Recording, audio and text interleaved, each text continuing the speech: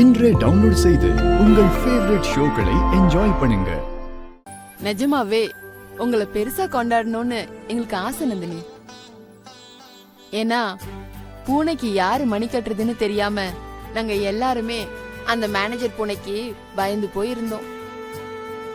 ஆனா அந்த ஆளை நீங்க ஜெயிலே தள்ளிட்டீங்க.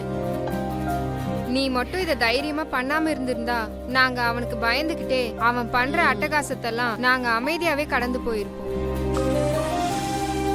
அந்த மிருகத்தையும் நம்ம ஆபீஸ விட்டு துரத்திருக்கவே முடியாது.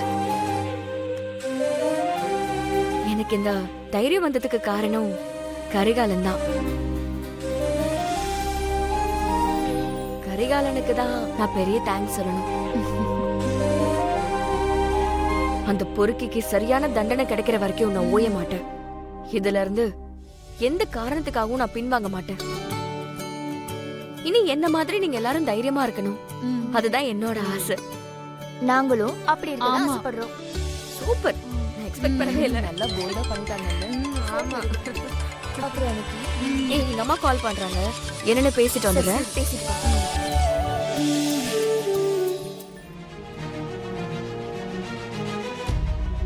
ஹலோ, சொல்லுமா.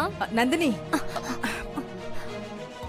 அக்கா தயவு செஞ்சு அவசரப்பட்டு கோவத்துல எதுவும் பேசிடாத.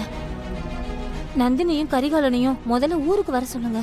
அவங்க 2 பேரும் ஊருக்கு வந்துடட்டும், அதுக்கப்புறம் மெதுவா பேசிக்கலாம். ஹலோ அம்மா. சரிங்களா? சொல்றது கேளுங்க.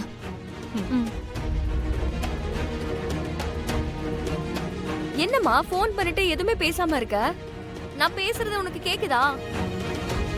ஹலோ. கேக்குது கேக்குது. என்ன விஷயமா இந்நேரத்துல கால் பண்ணிருக்க? நீ உடனே கிளம்பி ஊருக்கு வா.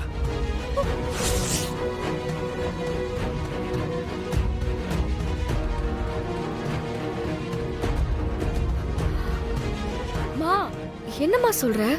ஏன் சொன்னது காதுல விழலையா? உடனே கிளம்பி ஊருக்கு வான்னே. நீ சொன்னது எனக்கு கேட்டுச்சுமா, ஆனா திடீர்னு ஏன் கிளம்பி வர சொல்ற? காரணம் சொன்னாதான் வருவியா? வான்னா கிளம்பி வா. விடியறதுக்குள்ள நீ இங்க இருக்கணும். எதுக்குமா? மா, ஹலோ மா.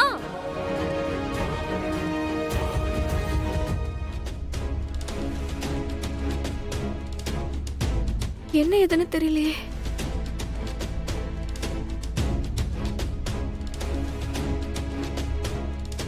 என்ன ஆச்சு நந்தினி? அத்தை என்ன சொன்னாங்க? உடனே கிளம்பி ஊருக்கு வான்னு சொல்றாங்க.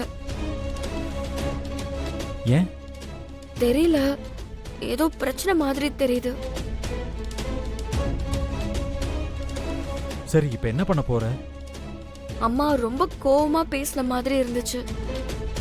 லீவு போட்டு உடனே ஊருக்கு கிளம்ப வேண்டியதா, இல்லனா எங்க அம்மா எனக்கு கொண்டே போட்டுரும்.